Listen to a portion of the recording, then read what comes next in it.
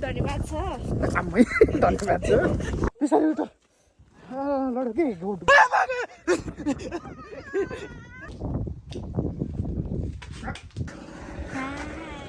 त्यही पनि सबै चेन्ज भइसकेको छ यहाँ बिहान चौकी चौकी आएको मान्छेको हालत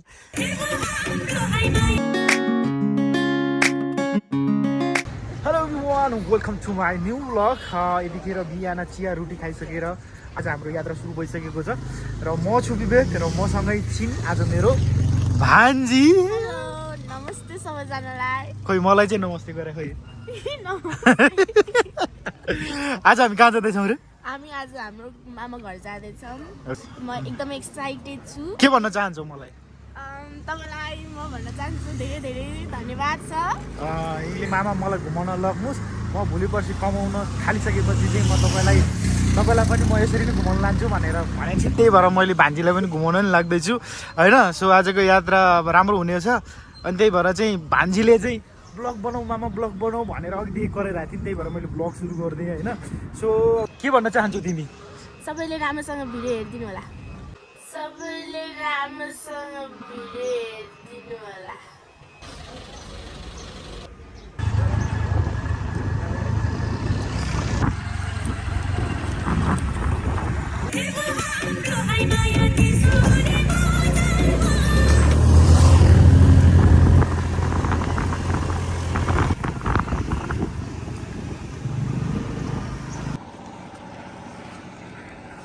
हेलो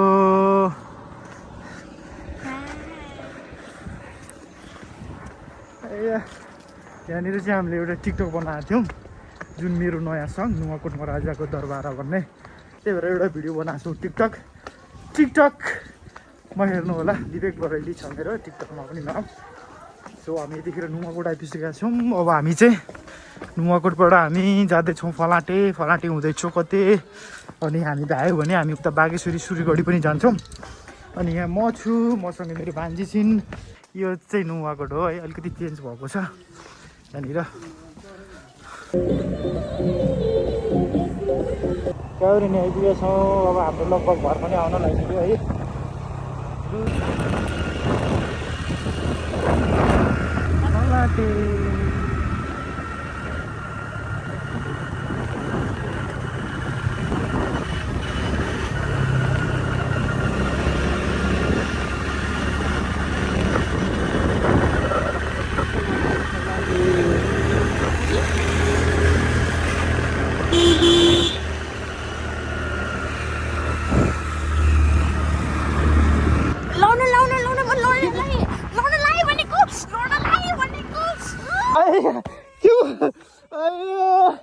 पछाडि उठ लड के घोडामा लाग्यो क्या कहाँ लाग्यो चस्मा खस्यो उता चस्मा खस्यो ओ माई गड तिमीले गरेर हो नि ढलेको किन त्यसरी हल्लेको तिम्रो कारणले गर्दाखेरि हो नि मैले कारणले कहाँ हुन्छ मेरो कारणले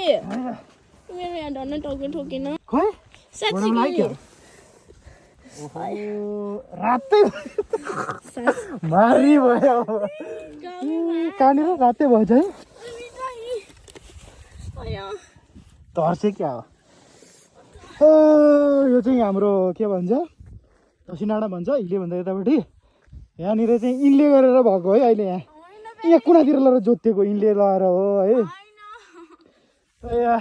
तर केही पनि भएन ल जाउँ खै बस कति बस्छ धेरै चेन्ज भइसक्यो यतातिर अलिकति चाहिँ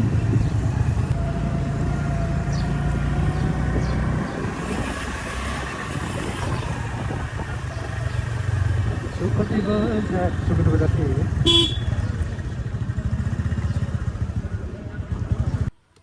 यो चाहिँ श्री बागेश्वरी माध्यमिक विद्यालय जहाँ चाहिँ म 2 देखि 10 सम्म पढेको थिएँ पहिला त अलि अर्कै थियो अहिले चाहिँ अलिक चेन्ज भएछ क्या यसो हजुरहरूलाई पनि देखाइदिउँ भनेर हो क्या यो चाहिँ चोकती बजार जुन मेरो गीतमा पनि चोकती बजार भनेर मेन्सन गरेको छ शब्द त्यो चाहिँ हाम्रो यहीँ चोकती बजार हो मैले अघि नै देखाइसकेँ हजुरहरूलाई ओहो यहाँबाट त यस्तो देखियो त है सबै चेन्ज भएको छ क्या बिल्डिङहरू चेन्ज नभए नदेख्या भनेको चेन्ज नभए भने मैले यही मात्रै हो जहाँ चाहिँ यो कालकालो जस्तो छ नि हो यहाँ यो चाहिँ 10 नभएको हो यहाँ चाहिँ हामीले 9 र 10 चाहिँ माथि पढेको हो है 10 को पनि सेक्सन ए र बी हुन्थ्यो हैन 9 र 10 को सेक्सन एबी हुन्थ्यो सबै स्टुडेन्टहरू यहाँ हुन्थ्यो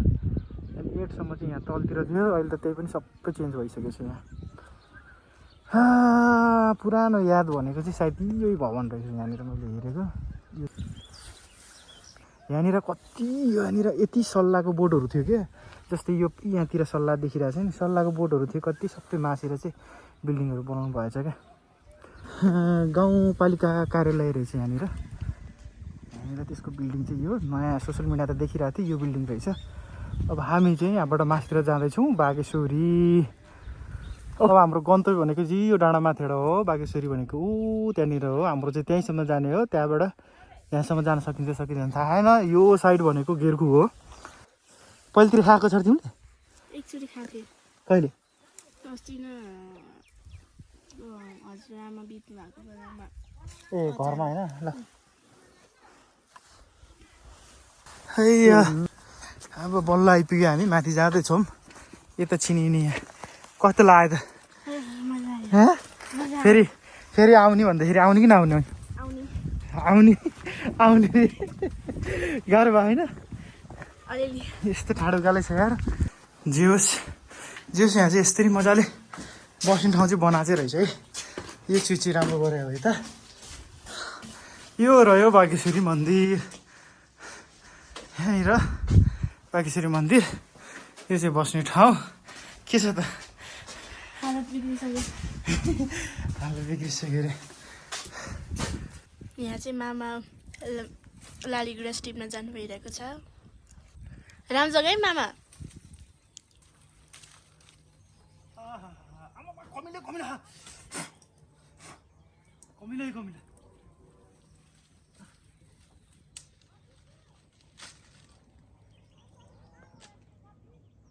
दुईटा मात्रै टिप्नु भयो ओहो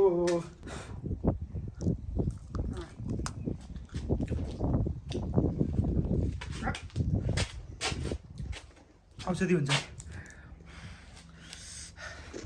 यो चाहिँ हाम्रो बागेश्वरी माई हुनुहुन्छ जुन चाहिँ हाम्रो गीतमा पनि बागेश्वरी भन्ने शब्द रहेको छ हाम्रो यहीँ हाम्रो बागेश्वरी हो यो चाहिँ हाम्रो बागेश्वरीको मन्दिर देख्न सक्नुहुन्छ यहाँनिर बन्दै रहेछ अलिअलि म तपाईँहरूलाई एउटा कुरा देखाउँछु है त गाइस एकदमै नाजुक छ है यहाँ भान्जीलाई दुःख भयो भनेर मामाले यत्रो यहाँ सामान लिइरहनु भएको छ है के भन्न चाहनुहुन्छ मामा के भन्न चाहन्न तिमी सुई हिँड अहिलेलाई यो भारी सारी चाहिँ मलाई बोक्न नलगाऊ भने है यिनलाई भारी बोक्ने भनेर लिएर आएको लाटा सबै यहाँ मैले यिनी गाह्रो भएर मैले बोक्नु परेको छ हिँड छिटो हेर्नुहोस् हालत खुट्टा कामेर उकालो हिँड्दाखेरि अब फेरि आउने कि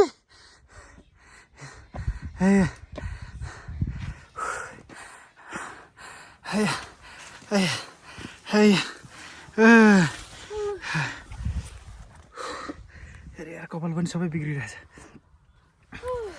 तर धेरै भयो म यता नआएको चाहिँ तर सायद मेरो विचारमा अहिले पनि त 9-10 वर्ष अगाडि 9-10 वर्ष होइन 8 वर्ष अगाडि होला 8 वर्ष अगाडि आएको थिएँ म यहाँ त्यो बेलामा चाहिँ यो सिँढीहरू चाहिँ थिएन है किनकि यहाँ लास्टै त्यो नाकै ठोसिनी उकालो छ यो यहाँनिर होइन बागेश्वरी मन्दिरबाट यता सूर्यगढी जानको लागि तर अहिले यो खुड्किला चाहिँ बनाउनु भएको रहेछ है तर हिँड्न साह्रै नै गाह्रो छ है तैपनि जे होस् खुड्किला चाहिँ बनाएर अलिकति सजिलो चाहिँ भएको रहेछ मुटुक अलिकति भट्याक भयो भन्ने कुरो आइरहेको है अनि तपाईँहरूलाई थाहा छ कि छैन है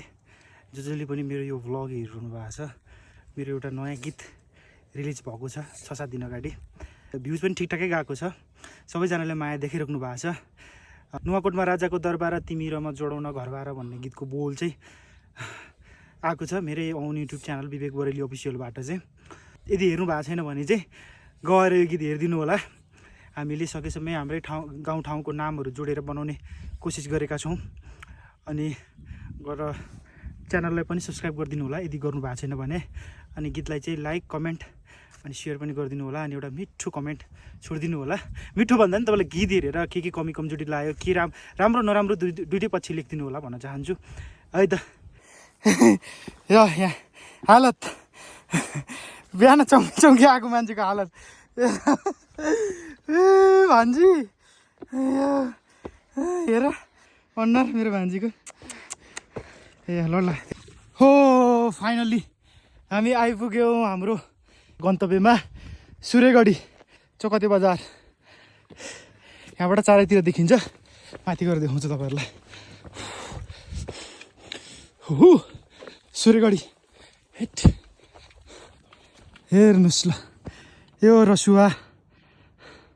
रसुवा यतापट्टि पर्छ, उर्लिनेतिर त्यता भयो,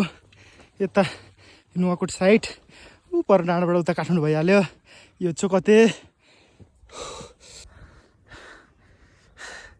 यो छ। कस्तो लाग्यो ठाउँ तिमीलाई? राम्रो लाग्यो। ए हो हाम्रो गाउँ चाहिँ उतापट्टि पर्न जान्छ। यस्तो छ पुरै खुड्किलो खुड्किलो।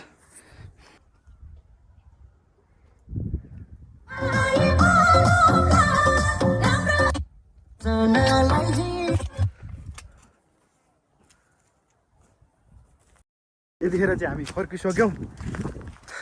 सुरेगढी गइसकेपछि। अनि कस्तो लाग्यो त तिमीलाई अघि आउँदा अनि अहिले जाँदामा के फरक पायो? अघि आउँदाखेरि म ढल्लै लगाइसकेको थिएँ युज भएर, अब जाँदाखेरि चाहिँ अलिकति सजिलो भयो। मलाई कस्तो हुन्छ कस्तो छ भनेर मलाई त्यस्तो सोच्नु कस्तो जो जान मन लाग्थ्यो त्यो इच्छा मैले ल्याइदिएँ। अनि त तपाईँले इच्छा पुरा गरिदिनु भयो, धन्यवाद छ। धन्यवाद छ। अनि फेरि आउन चाहन्छौ कि नै त? फेरि अर्को पालि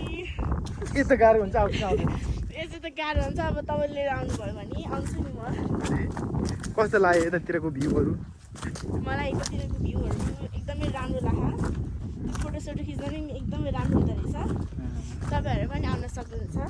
है। गाह्रो साङ्गो भने त्यस्तै हो, तर गाह्रो पछि त्यहाँ माथि सुरेगढीमा गएर चाहिँ आनन्दले अझ हामी त अलिकति दिउँसोतिर भयो, हुन त घामले त्यति धेरै पोल्या छैन होइन, तर अझ बिहानको समय या बेलुकाको समय पारेर हामी आयो भने चाहिँ झन् अलिकति शीतल हुन्छ। मजाले बसेर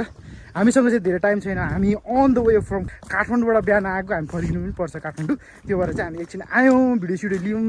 होइन, एकछिन बस्यौँ, अवलोकन गऱ्यौँ। अनि त्यसको त्यहाँको बारेमा चाहिँ मैले भान्जीलाई अलिअलि भनिदिएँ, म जे जति मलाई थाहा छ होइन। त्यही भएर अब चाहिँ हामी फर्किँदैछौँ।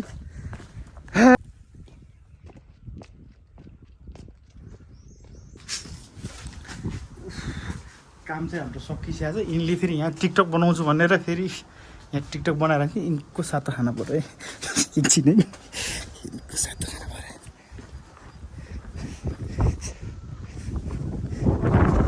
एकछिन है।